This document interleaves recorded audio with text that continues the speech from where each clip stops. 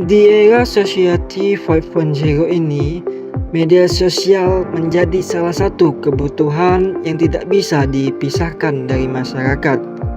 Media sosial mengajak siapa saja yang tertarik untuk berpartisipasi dengan memberikan kontribusi dan timbal balik secara terbuka, memberikan komentar, serta membagikan informasi dalam waktu yang cepat dan tidak terbatas. Media sosial sendiri kini menjadi salah satu hal yang tidak bisa dilepaskan begitu saja dari kehidupan sehari-hari, mulai dari anak-anak, remaja hingga orang tua. Remaja merupakan salah satu pengguna media sosial yang paling tinggi di Indonesia. Rata-rata para remaja ini mengakses media sosial berjenis seperti Facebook, Instagram, Line, WA, TikTok, dan lain sebagainya. Nah, jadi apa sebenarnya yang menyebabkan remaja tertarik menggunakan media sosial?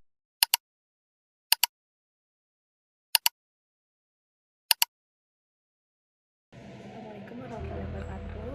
Nama saya Finda Sivasavara dengan NIM 140562409. Pada hari ini saya akan membuat tugas ulangan tengah semester. Pada kesempatan kali ini saya akan membahas sebuah topik yang sangat relevan dan sedang viral di masyarakat, khususnya itu di kalangan remaja, yaitu pengaruh media sosial terhadap identitas dan hubungan sosial mereka. Pertama-tama, mari kita pahami maksud dan tujuan dari analisis ini. Tujuan saya membuat analisis ini adalah untuk mengupas bagaimana media sosial yang kini menjadi bagian yang tak terpisahkan dari kehidupan sehari-hari remaja, mempengaruhi cara mereka membentuk identitas diri dan membangun hubungan sosial. Kami ingin memahami dampak positif dan negatif dari fenomena ini serta menghubungkannya dengan teori-teori sosial yang telah kita pelajari, agar kita bisa melihat fenomena ini secara lebih mendalam dan kritis. Fenomena eksistensi diri di media sosial, khususnya bagi para remaja, kian mengkhawatirkan. Mereka bahkan tidak bisa membedakan mana dunia maya dan mana dunia nyata. Anak Indonesia mengalami ketergantungan dan kebablasan dalam bermedia sosial. Data yang kami himpun, ada 93% remaja yang menghabiskan setiap harinya hanya untuk bermedia sosial. Remaja yang kecanduan media sosial menghabiskan 9 jam sehari hanya untuk bermedia sosial. Dan mirisnya, ada 43% anak muda yang sedih karena unggahannya tidak disukai. Dan ini baru-baru ini penelitian di Inggris menunjukkan penggunaan media sosial yang berlebih dapat menimbulkan depresi.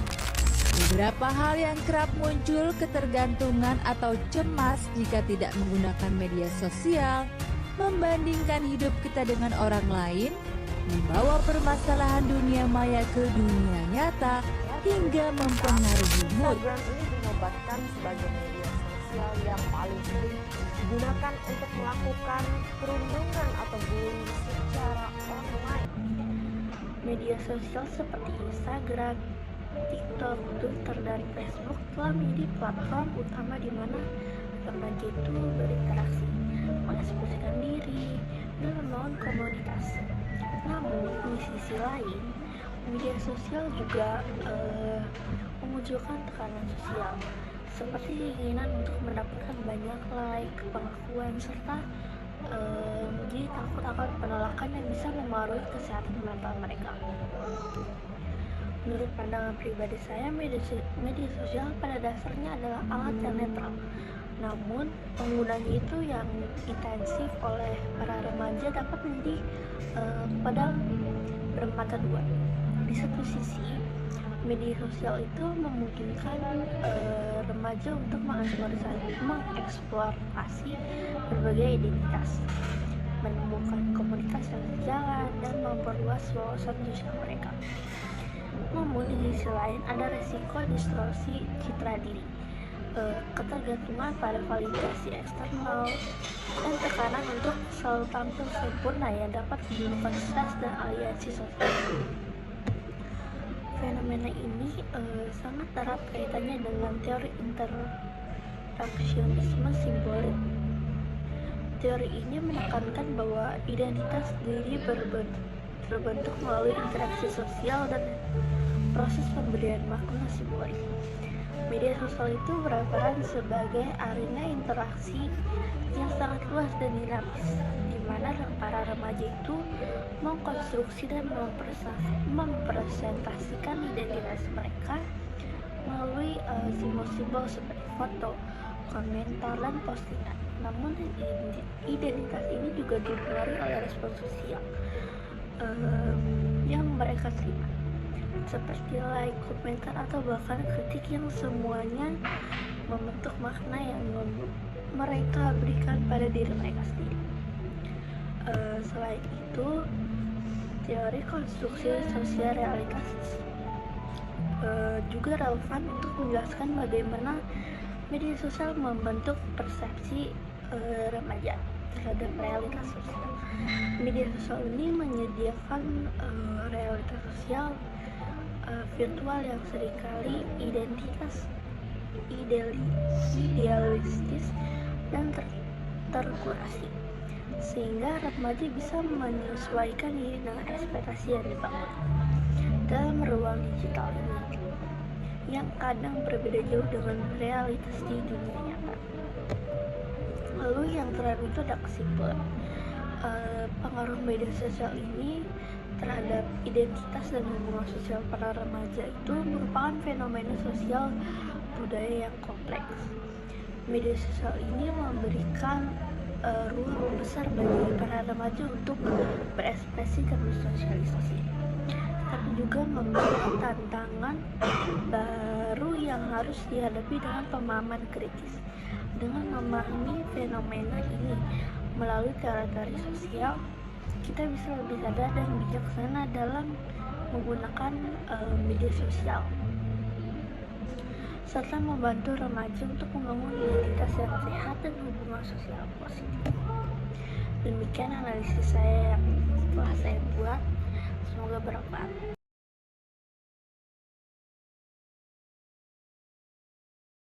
Kehidupan di sosial media.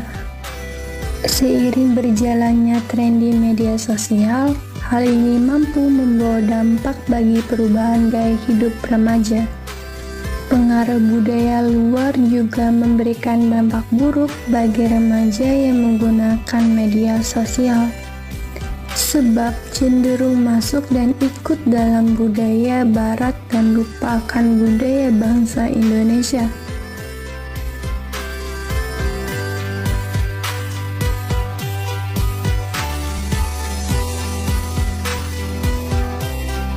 Tidak dapat dipungkiri bahwa sosial media telah membawa dampak yang cukup besar pada gaya hidup.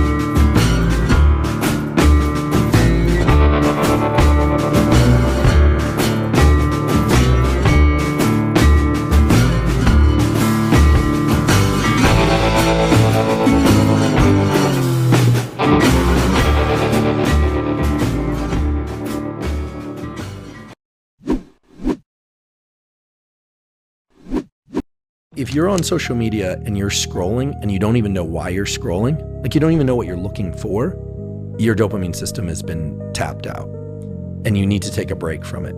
Maybe a couple hours, maybe a couple of days.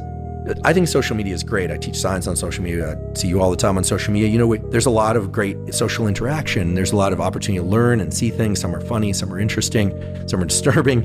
But when you're at the point where you're engaging in something and you don't even know what the win is, but you find yourself reflexively engaging in it, your dopamine system is now plummeting. And that's a serious issue. So the other thing is that a picture is worth 1,000 words and a movie is worth 1,000 pictures.